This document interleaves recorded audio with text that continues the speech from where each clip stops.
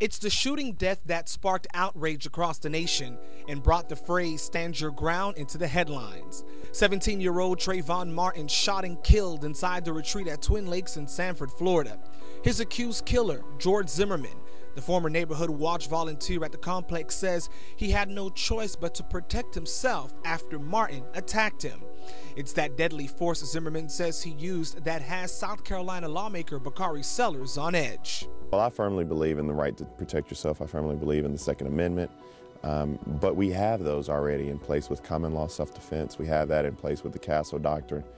He says there have been a number of cases when a stand your ground defense was used in the Palmetto State.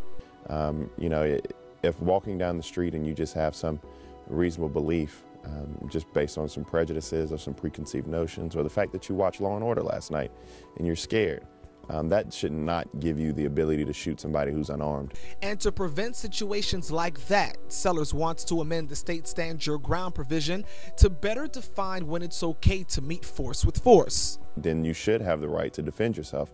But we're not talking about that in these cases. We're talking about just ordinary citizens being murdered based on some preconceived notion. Trayvon Martin's parents, Tracy Martin and Sabrina Fulton, are now fighting the stand your ground provision in Florida because they say it could allow their son's accused killer to go free. On the week of Trayvon's would-be 18th birthday, the family held a series of events in Miami to remember him. He was always smiling. He was playful. That's one word that I would use. He was playful. He loved his family. He loved his friends. He loved to talk on the phone. He loved the mall, traveling, skiing. That same weekend, hundreds marched and gathered at Miami's Ives State Park, all for Trayvon. It was dubbed a Day of Remembrance Peace March. Even entertainers like Jamie Foxx took part. And so all we want to do is make people understand this. We have to wrap our arms around our kids. If you look at, since Trayvon, there's been Sandy Hook, there's been Aurora. Watch Fox reached out to Zimmerman's attorney. A spokesperson says contrary to popular belief, the O'Mara law firm is using a traditional self-defense claim in the case and not stand your ground.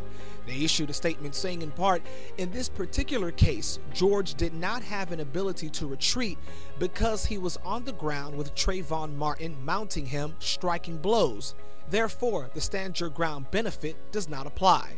Trayvon's mother says she knows her son was not the aggressor and that he was protecting himself from Zimmerman. She says she will not stop until Trayvon gets justice. When people request us to speak, we're going to go out and spread the word because we don't want people to forget about Trayvon, and we're looking forward to the Stand Your Ground hearing as well as the trial. Fraendy Clervaud, Fox News, Columbia, South Carolina.